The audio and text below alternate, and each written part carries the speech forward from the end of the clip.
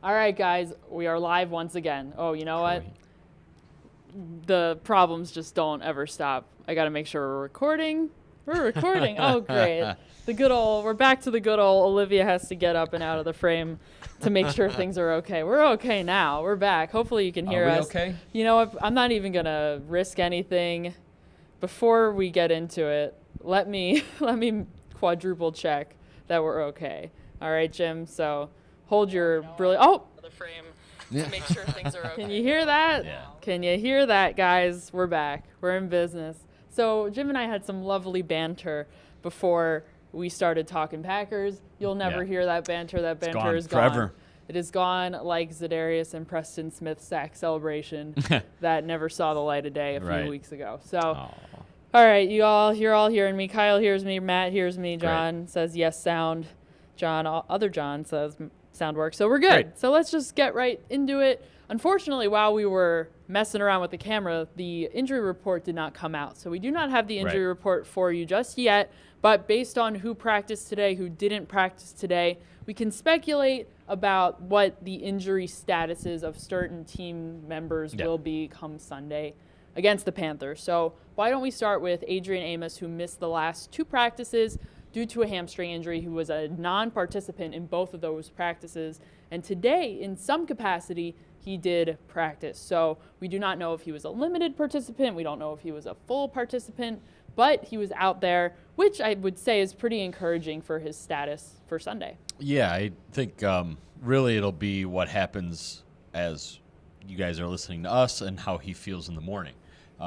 To be able to practice, the Packers did go outside again. Matt LaFleur continues to have his team sort of learn the cold, if you will. So soft tissue injury. So we'll see, but definitely encouraging that he was able to get out there today. They do like a fast walkthrough where they do some sort of work on a Saturday, to make sure everything is good to go. A player who has practiced and then did not was Robert Tonyan, the tight end. He was in a jersey, but he did not have a helmet. And this has been the case for him since, he got hurt in Dallas, Olivia, right? I mean, he's practiced to some degree Wednesdays, Thursdays, and then by the time Friday rolls around, he doesn't look that good. And that's what Matt LaFleur said. Basically, something kind of pops up at the end of those weeks. And so that is probably the one that's the least encouraging of all. Yeah, Kyle asked if there was any chance that these guys see Tonyan play again this season. Perhaps I would assume he'll get back. We don't know exactly what the hip details are.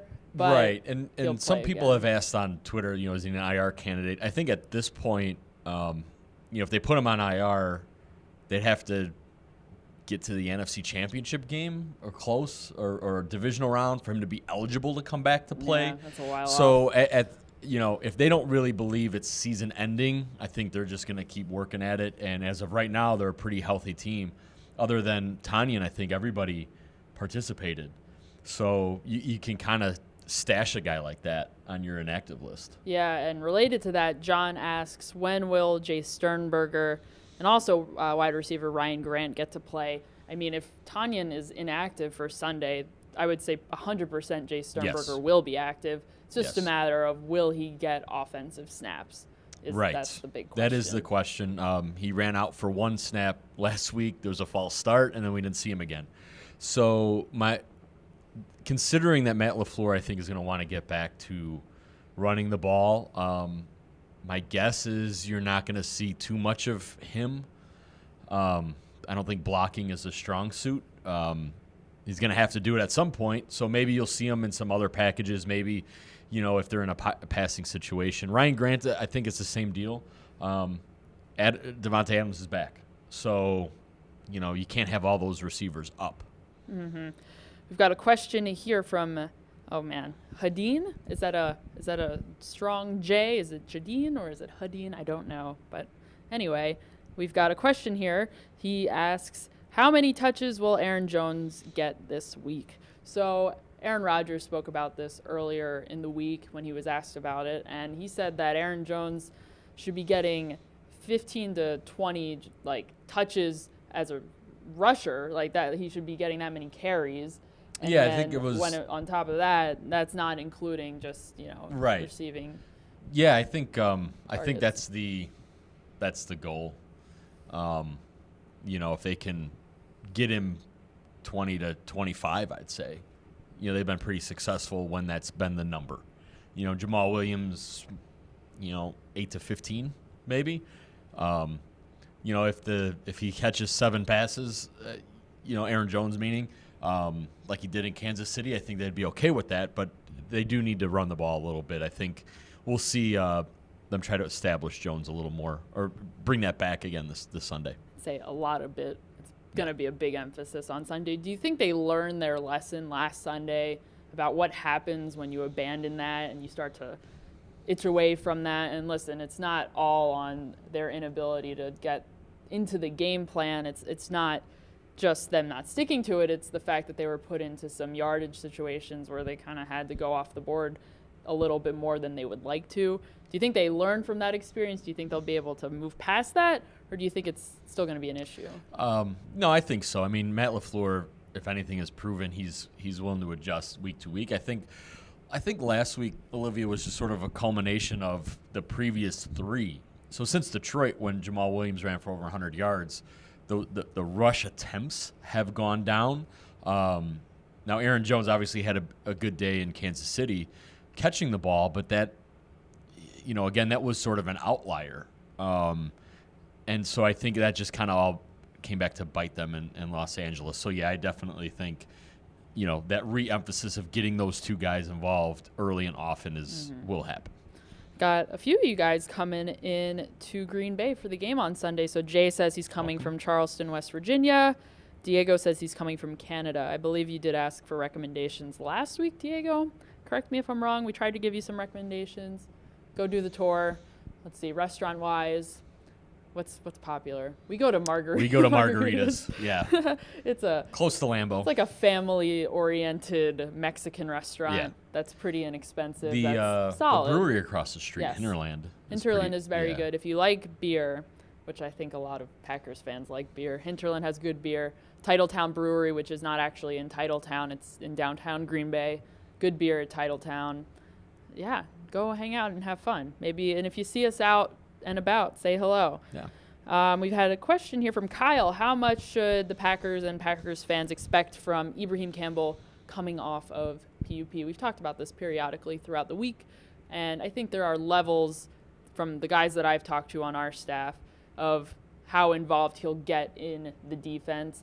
I think it was Tom Silverstein who thought he would, or maybe it was Pete Doherty, one of the 2 guys, thought that it would be mostly special teams snaps. But I know we've discussed this yesterday, and you have this idea that perhaps he'll be on a snap count for defense and also mix in on special teams. Yeah, for me it was more about where's Adrian Amos at with his hamstring. If Amos was not going to be able to play, Will Redmond, I'm sure, would be the guy who starts. But then I think you'd see Campbell a little more often. Now, if Amos can go, I think, especially with Christian McCaffrey and the fact that the Panthers are going to try to attempt the run, I could see Campbell definitely playing, more defensively than maybe we've seen some of these other guys like an Oren Burks or a Sternberger or any of these other guys who've sort of come off injury where they've been worked in slowly.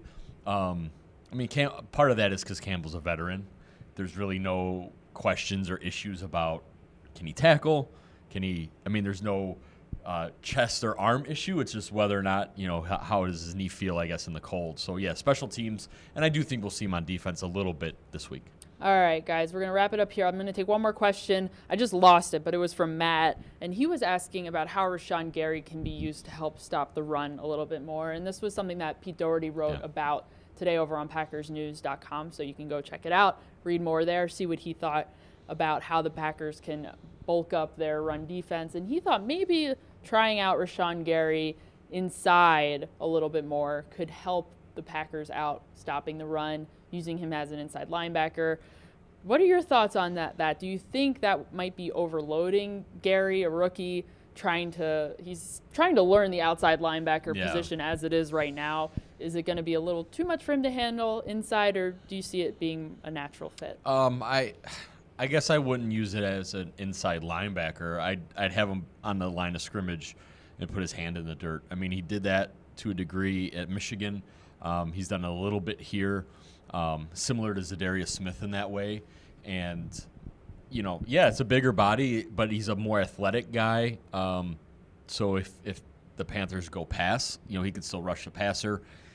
Moving him to inside linebacker, I think it's just you're asking for a world of trouble there. I think they have enough issues trying to cover tight ends and running backs, and I don't really know if that's a strength of Rashan Gary's at this point.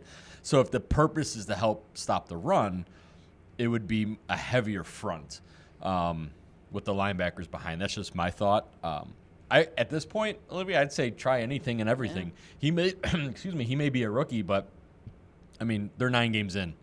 They need to fix some of this stuff. So if that's where they feel he can help, they should give it a shot. Yeah, definitely go check out Pete's story from today. Very interesting stuff.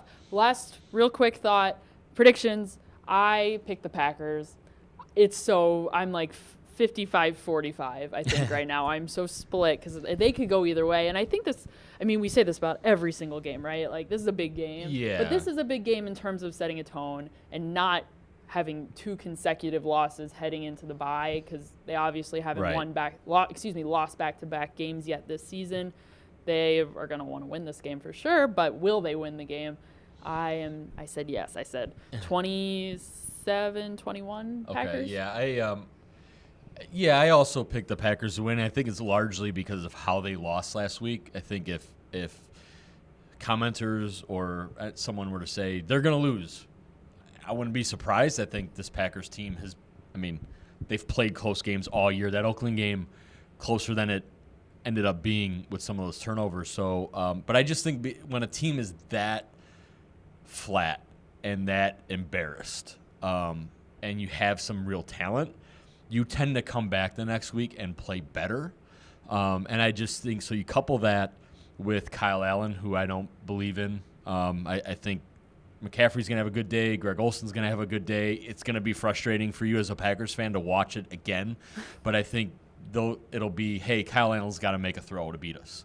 And the Packers have proven 7 times that when they play an average to below average quarterback, they can stop that. So I'm also picking the Packers. I can't remember exactly what the score was, Olivia, but I think I went like 28-24 or something like that. I don't know if they cover, but I do think they win. So you're calling Matt Moore a average to below average quarterback. Yes, and Kirk Cousins and Joe Flacco and Mitch Trubisky and Derek Carr. Yeah, Patrick Mahomes is starting this week. Get him off your bench. Yeah. So anyway, that's it for us, guys. Make sure you come back here on Sunday as we preview the game before the game and wrap up the game after the game. That's usually how those things work. Also, go over to PackersNews.com to check out all of our coverage. Follow us on social media because we'll have lots of updates for you guys over there as well. And I think that's everything for us here. Yeah. Thank you.